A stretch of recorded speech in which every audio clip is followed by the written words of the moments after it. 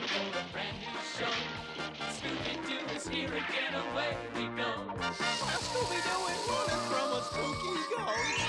Shaggy isn't doing what he does the most. Hey, come on, get involved till the mystery is solved. Hang around for Scooby Doo.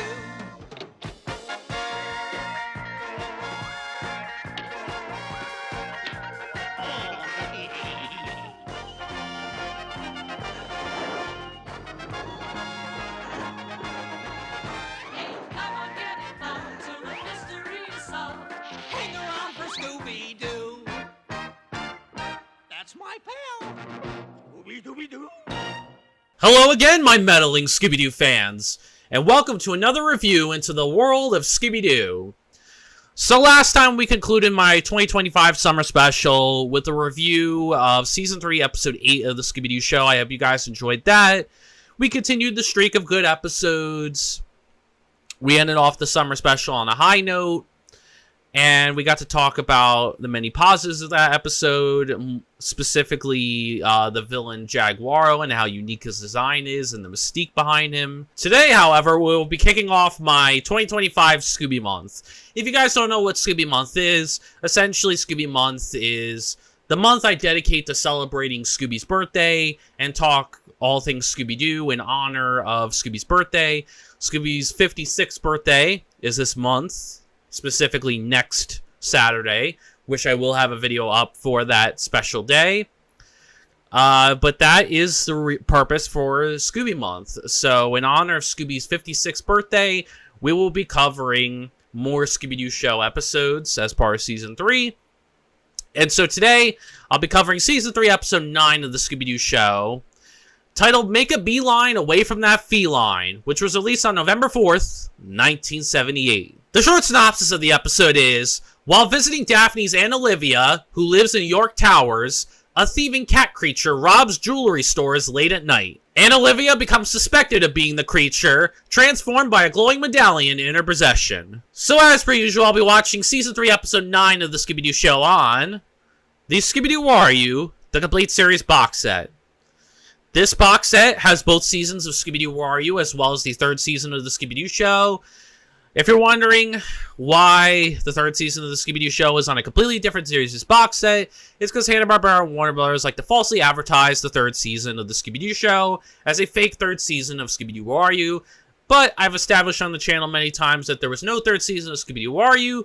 Scooby Doo Wario only had 2 seasons, while the Scooby Doo Show had 3 seasons. Now, as far as this episode's reception is concerned, I believe most fans like this episode. I've seen the cat creature episode referenced quite a bit. This is definitely an episode that I've heard some talks about. So clearly it must be at least somewhat well-liked, or at least considered average by the Scooby-Doo community. But do I agree with the sentiment? Does this continue the streak of good episodes to 3? Is it an average episode? Or does it unfortunately break the streak and we go back to the old ways of the beginning of Season 3 and get a terrible episode once again? Well, let's find out, shall we? So let's take a look at the episode to see whether I think it is a good or bad episode of the Scooby Doo Show. The episode begins with the gang visiting Daphne's aunt, Olivia Dervey, who lives in New York. On the way to her apartment, they witness a robbery in a jewelry store. Scooby falls into the sewer and sees a strange cat-like creature carrying an armful of expensive jewelry. They head to Olivia's apartment, where she tells them that she has been suffering from terrible nightmares. A few weeks ago, she received a cat medallion in the mail and began having dreams ever since.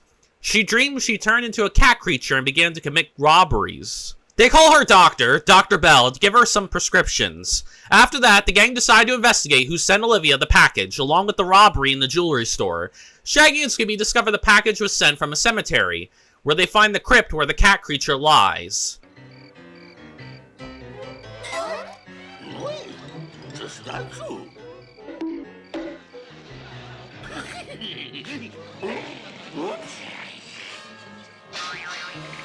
Oh, Scooby, that's no statue. That's the cat creature. Run!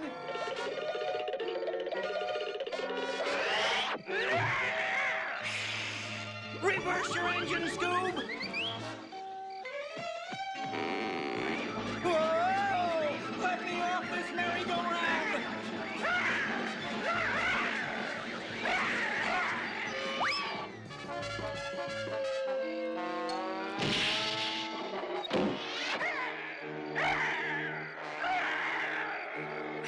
Meanwhile, Fred, Velma, and Daphne discover that there is a trapdoor in the jewelry store that leads to the cemetery. The gang meet up in the cemetery and head back to the hotel, where Olivia has had another nightmare. Also, there are wet paw prints leading from her window to her bed, convincing her that she is really transforming into the cat creature. The gang devises a scheme to catch the cat creature, and they eventually catch him after Scooby-Doo leads him on a harrowing elevator ride, and Fred unmasks the cat creature, revealing it to be Dr. Bell. I do enjoy this final chase scene. One thing I noticed throughout this chase scene is that during the elevator sequence with Scooby and the cat creature, the animation is surprisingly really high quality. Not that Hanna-Barbera's animation isn't good, but it's very low effort, and you can tell when it's Hanna-Barbera animation. But I don't know if Hanna-Barbera, with one of their workers, was just having a good day that day, or if they had another animation team work on that particular sequence. Because for some unknown reason that I cannot fathom, that sequence in the elevator is so animated so beautifully that it honestly is so distracting. It's like, this is like incredible animation. And you're like wondering, where did this style come from? Like, is this someone at Hanna-Barbera who just decided to mix something up? Or was this another animation studio?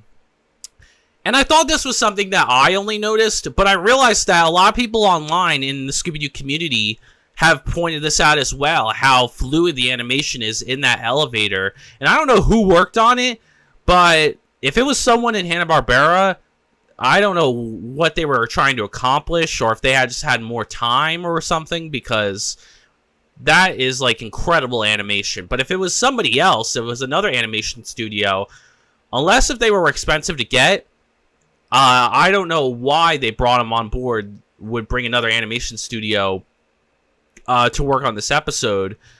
But if it was another animation studio for some reason, then that animation studio did an amazing job and should have been brought back a lot more, because wow, is that elevator chase sequence is, you know, very high quality and has some very fluid, beautiful animation. Shaggy? Shaggy?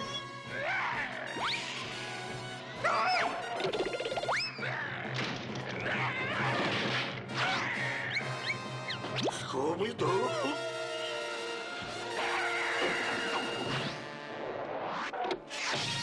What's going on, Shaggy? Shaggy? Oh no! Now the cat creature's got Shaggy and Scooby!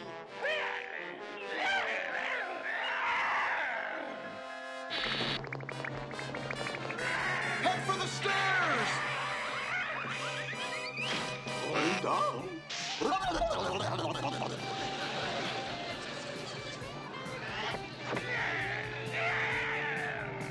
Faster, faster.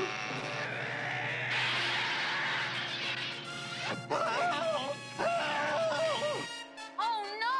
The creature's in the elevator with Scooby!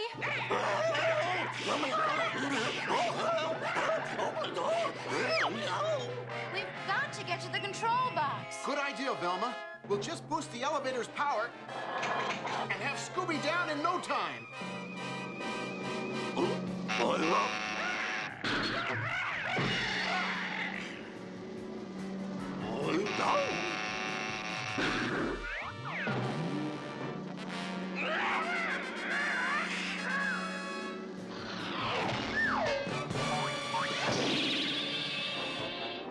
Good work, Scooby! You did it! Dr. Bell? Dr. Bell used the cat medallion to hypnotize Olivia because of her effective response to hypnosis, so that he could pin his robberies on her and escape with millions of dollars worth of stolen jewelry, while keeping the more valuable gems for himself, like the Richmond Ruby. The gang knew it was Dr. Bell because of the handwriting on the package for the cat medallion matched the writing on the prescription that he gave to the gang.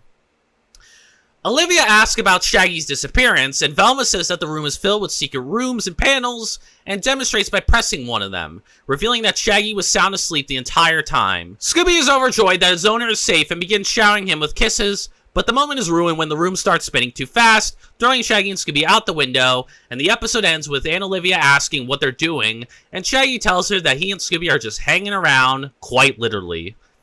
This is a good final sequence, as we cap it off with a nice joke, but also a very heartwarming sequence of Scooby being happy that Shaggy was alright, and that was definitely a nice way to cap off the episode.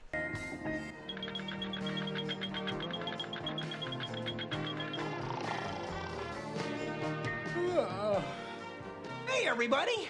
Like, what's going on? Shaggy! Oh, Shaggy! Shaggy! Oh, Shaggy! Wait! Hey!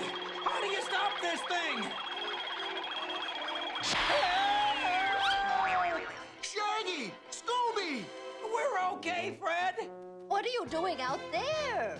Oh, just hanging around. Hey, Scoob.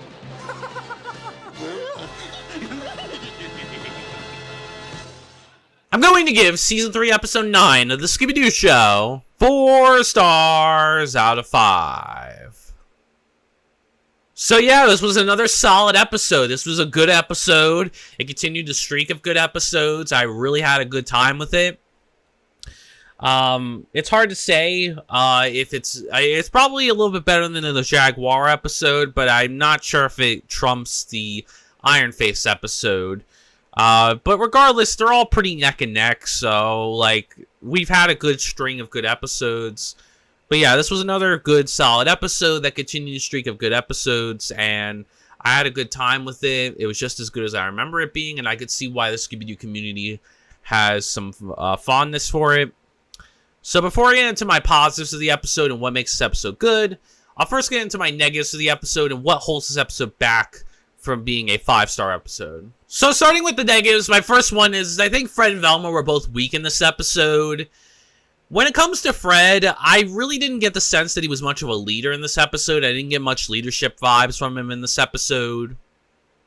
I don't think he helped piece together the clues to help solve the mystery. And he didn't really create a cool trap in this episode. Although it's implied that they were devising a scheme to capture the cat creature, I'm not exactly sure what Fred's plan was, because they just had Shaggy and Scooby lie in the bed as, I guess, bait. For what? I don't know. Was Fred going to jump the cat creature? Was there supposed to be some type of net? Was there something else exquisite? Some other element to it? I don't know. It's baffling to me, and I'm not really sure what Fred was planning by having Shaggy and Scooby be in Aunt Olivia's bed. Because if they were supposed to be bait, I'm not really sure what exactly the specific trap is. And that's why, like, it was so confusing why Shaggy and Scooby were taking the place of that. I guess to lure the cat creature out, but it seemed like Fred didn't think beyond that. And I don't know what his plan or scheme was, but yeah, Fred didn't really do anything leadership-wise. He didn't really help piece together the clues to help solve the mystery. And he didn't create a cool trap in the episode. As for Velma, again, didn't really help piece together the clues to help solve the mystery. I didn't get the sense that Velma fulfilled her basic role in this episode. I don't think she was really a leader. And I just think overall Velma just didn't really do a whole lot in this episode for me. So unfortunately, sad to say that Fred and Velma both were just pretty weak in my mind in this episode, because it just didn't really feel like they fulfilled their basic roles in this episode. And my final negative is I found Dr. Bell outside the costume to be very uninteresting. We don't really know much about him as a character. He just kind of uses Aunt Olivia as a fall person for his crimes. But we don't know, like, what's motivating him to commit these crimes. We don't know if he has a noble purpose for doing it, or if he's just doing it for the hell of it, or if, we don't know what his reasoning is. And there's not much to his character that's that interesting. He just kind of gives Olivia fake prescriptions for her condition, but which in reality he has no intention of helping, because he wants to, make sure she's the fall person and plants enough evidence so that if the police do come investigating, that nothing will trace back to him. But to be quite honest, he just wasn't an interesting character outside of costume. He was a very nothing character. Before he's unmasked, we just don't know much about him, and he's just like kind of a very nothing background character. So yeah, that's all I got for negatives actually for the episode. So let's get into the positives of the episode and what I actually did like about the episode. So starting with the positives, my first one is I think Daphne was good in this episode. Daphne, surprisingly, after a lot of episodes of not having much to do, this was actually a really good episode. And that was because I liked the personal stakes for her in this episode. I liked that she had personal stakes in the mystery and that she did everything she could to help her Aunt Olivia and clear her name and help her out with her condition. So it was great to see Daphne have more of a personal aspect to the mystery and give her more to do, and be more motivated to help solve the mystery and help, clear her aunt's name. So yeah, this was a good episode for Daphne, because it gave her a personal aspect to the mystery, which is always great, and it helped elevate her character in this episode. So after a lot of episodes of Daphne not really doing much and not really being that great, she finally had something to do in this episode, and that was good. Then we have Shaggy and Scooby. Shaggy and Scooby were their usual funny, cowardly selves. I really liked them in this episode. I thought they were pretty fun and entertaining, and they fulfilled their basic roles. They were quite cowardly in a couple instances. They had a good amount of humorous moments, and they had great friendship moments between themselves. So Shaggy and Scooby overall were great because they helped fulfill their basic roles in the episode of being their usual funny, cowardly selves. I found the villain of the episode to be good as well. So the main villain of the episode is, of course, the cat creature. The cat creature was a very entertaining villain. He wasn't necessarily scary, but he was pretty fun and entertaining to watch. He had some pretty entertaining growls. And I really loved his cool design, that he was kind of like this cat-like creature with kind of like a cape. Like a red cape, kind of like what a superhero would wear. And it was really very distinct and unique. But I will say he was intimidating and threatening due to his sharp claws, being a very cat-like creature. Obviously, he didn't do a lot to harm the gang, but he did have sharp claws, which, made him more imposing as a villain, because because one swipe at them and he could easily hurt them. At one point, he even rips a piece of Shaggy's shirt off. But yeah, he definitely is very intimidating and threatening due to his cat-like nature and having, these sharp claws. But I think overall he's much more entertaining and he's more fun to watch. And he has a really cool and unique design, very distinctive design. So yeah, overall the villain is good. I think the cat creature was a fun, entertaining villain with a really cool and unique and distinct design, with some intimidating and threatening moments due to his cat-like nature of having sharp claws. I thought there were a good number of suspects in the episode. So you had two suspects in the episode. You had Dr. Bell and you had Haskell, the doorman. Now, I wouldn't really consider people like the cab driver who warns the gang about York Towers, because he's only really in one scene. I don't consider Mr. Bixby, the jewelry store owner, to be a suspect either, because he's clearly portrayed as a victim, and he doesn't have that much screen time either. And I don't consider Aunt Olivia a suspect because it's a family member of the gangs. So naturally, it wouldn't make sense for family members of the gang to be suspects at all. They're the gang are good-hearted themselves, so we can suspect that their relatives are the same way. So really, Haskell the doorman and Dr. Bell are really the only two major suspects in the episode. And Haskell was definitely the red herring. You could tell they were trying to make him very suspicious, though his suspicious nature is never really explained at the end. At one point he's hiding behind one of the trees, or in the lobby of York Towers when the gang think he's on break, and when they go up in the elevator, he's watching from behind there. And I'm not really sure what the point of that was. I know they're trying to make him a red herring, but they usually would explain that type of behavior at some point towards the end. And they didn't really do that this time, so I'm not really sure why he had this suspicious nature going about him. But yeah, obviously it was to make him a red herring, but it didn't fit well with his character. But Dr. Bell was definitely the more less likely of the two. But once you clued in his handwriting and you saw the handwriting on the package, and then you saw the prescription handwriting, if you were keen enough and observant enough, you could deduce that Dr. Bell was becoming the primary suspect towards the end of the episode.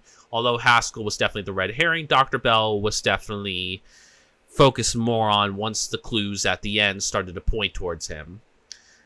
And plus, we have one villain, so 2 suspects, and it's 50-50.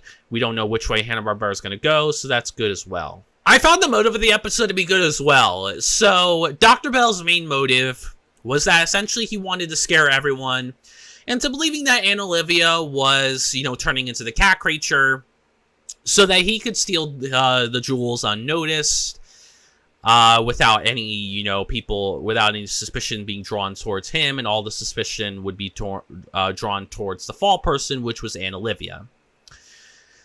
So stealing jewels, nothing really new in the Scooby-Doo franchise up to this point. Stealing robberies are nothing new. This kind of reminds me a little bit of episode 1 of season 1, the very first episode of the Scooby Doo Show, where Red Sparks and Jim Rivets were like robbing the area and, halting the construction site so that they could continue robbing more places to get money and jewels. However, I think what makes the motive good in this episode is not necessarily the motive itself, but I will say the layers to the motive were good, because I like the idea that Dr. Bell, he didn't choose Aunt Olivia based on any preconceived hate or any sort of, any past with her. He just chose her because she was just the best at responding to the hypnosis. Unfortunately for him, she was related to a gang of mystery solvers, so that was he definitely was unfortunate enough to pick the wrong person. But he wasn't. But in his mind, he didn't know that, and he didn't expect them to come and ruin his scheme. So using someone, just using the best person who's the most susceptible to hypnosis, and having them be the fall person in case if people want to figure out who the identity of the cat creature is, and you're worried about getting caught, so you plant fake evidence to point towards your patient. That's really quite interesting, because Dr. Bell has a fall person and has planted false evidence to make sure that if the police do become suspicious of the cat creature's identity and want to investigate, that Aunt Olivia would be the primary one, and he can get away scot-free because everything will be pointed towards Aunt Olivia and not him.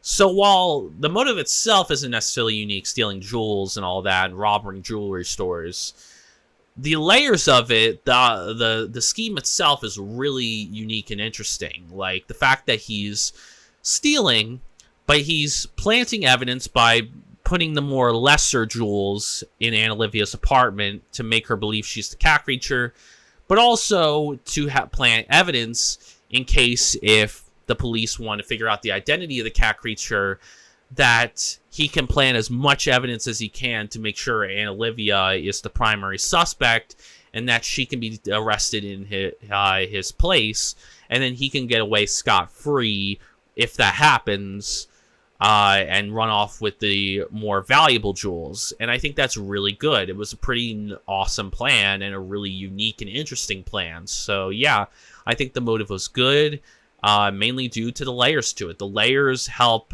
make this pretty bare bones motive a bit more fresh and unique. Next, we have the mystery of the episode, which I thought was good as well. So, there's a lot of mystery in this episode. A couple of stuff, mainly, you want to know who sent the cat medallion to Aunt Olivia and why. Why the cat creature was stealing jewels. And what exactly was the cat creature's backstory. So yeah, you basically want to know who's the one that's targeting Aunt Olivia, who gave her the package of the cat medallion, and why did they give it to her? What was the point of it? What were they hoping to accomplish? And also, Why is the cat creature trying to steal jewels? If it's some otherworldly being, why would it want to steal jewels? Unless if it's human-based, and it's like a human-animal hybrid or something like that, there's no reason why a supernatural being, or a godlike being, or an extraterrestrial being would want to do something menial as stealing jewels. But there's still a lot of mystery to that. But also, the main mystery is, what's the cat creature's backstory? Like, what is the cat creature anyway? Like the Jaguaro, there's a lot of mystery about him. Like, is the cat creature a god? Is it a animal that has been enhanced in some way? Is it a human that's turned into an animal? Is it a extraterrestrial being? Is it supernatural? There's so many possibilities with this cat creature and this medallion, and clearly it's based in New York because the cemetery that the Shaggy and Scooby go to, clearly the cat creature is somewhat known there because there's statues of it in that cemetery. So, obviously, if he does have history, it must be taking place in New York City. But there's a lot of interesting mystery surrounding the cat creature and the cat medallion, and why the cat creature is stealing jewels, of all things. Why would this being steal jewels? Unless if he was a human that was changed into an animal, or was maybe an animal with an enhanced mind or brain. Other than that, I can't see why the cat creature would want to steal jewels, but there's still mystery around that, and the backstory of the cat creature, and the backstory of the medallion, why it was sent to Aunt Olivia, and what the purpose was for that.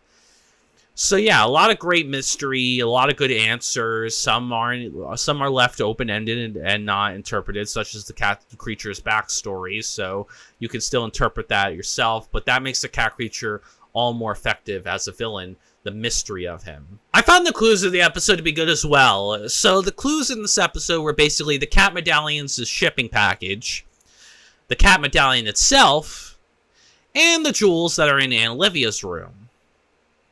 So I would say the shipping package is definitely the main highlight of that, as the shipping package definitely connects and narrows down the list of suspects with Dr. Bell, but the jewels also help point towards a motive for the villain. But it's also pretty spelled out because we see the cat creature rob jewels in the beginning of the episode, so they don't really try to hide the fact that he's a jewel thief.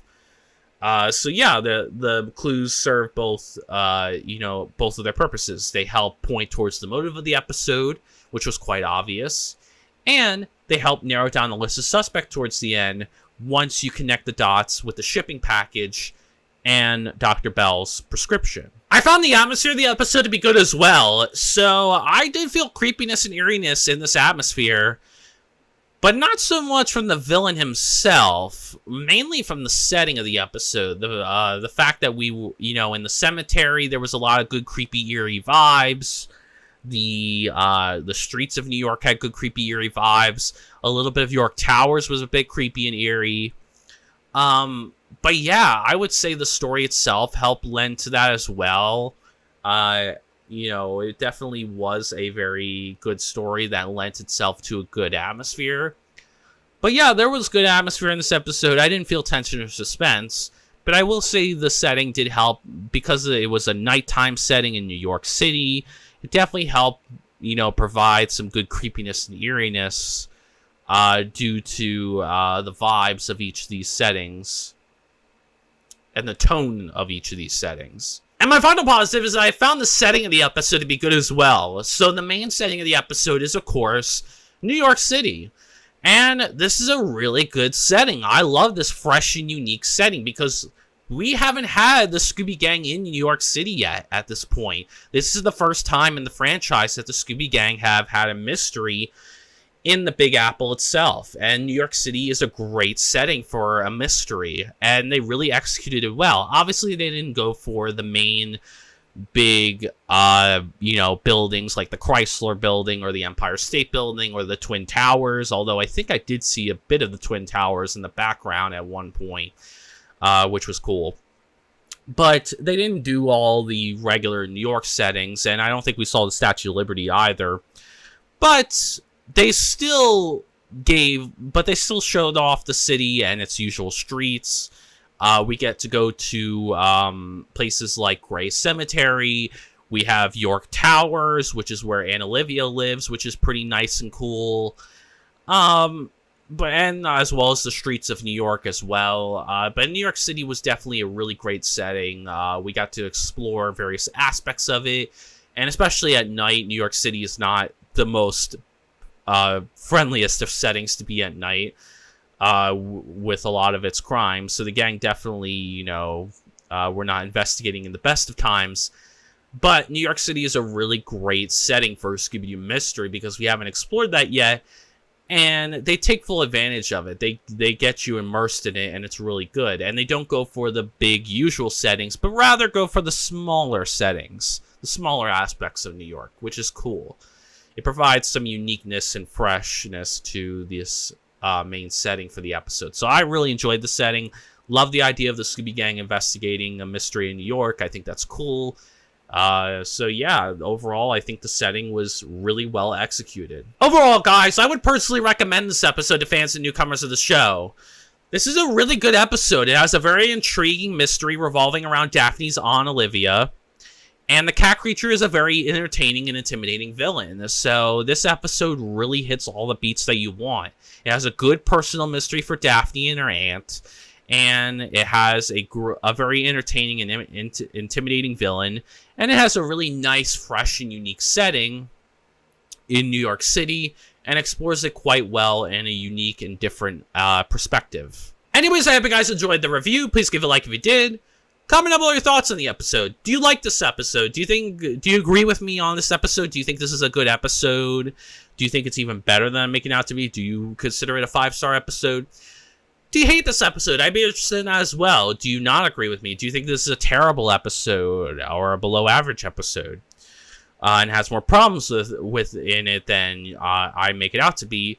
Or are you somewhere in the middle where you think it's average and decent, it's okay, but it's not good or bad?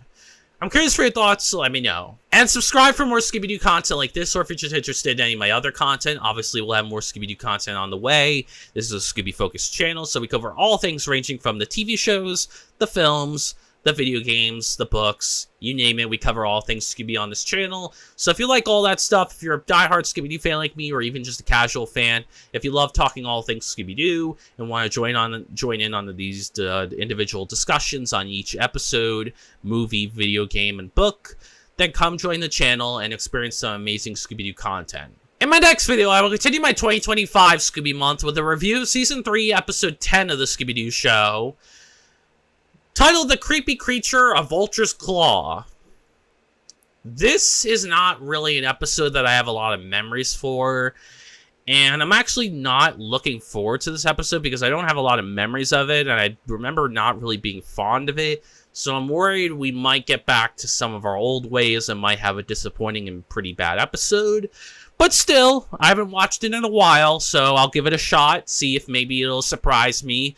But who knows? But yeah, I haven't gone back to this episode in quite a while, so I don't have high expectations going into it. Obviously, we've had 3 good episodes so far.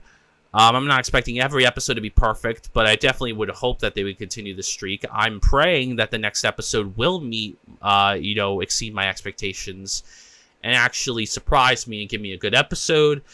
But we'll see how things go. So if you want to know my thoughts on Season 3, Episode 10 of the Scooby Doo Show, The Creepy Creature, A Vulture's Claw, then come join me next time. Anyways, thank you guys so much for watching this video, and as always, peace out. Got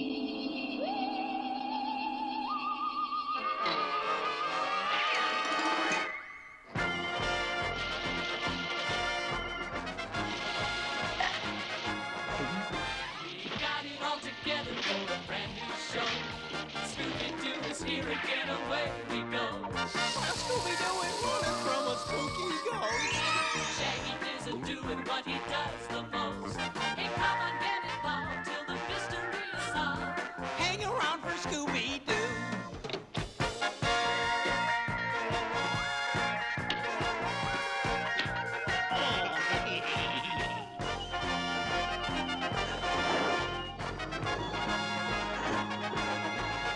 Hey, come on, get involved till the mystery is solved. my pal. Scooby Dooby Doo.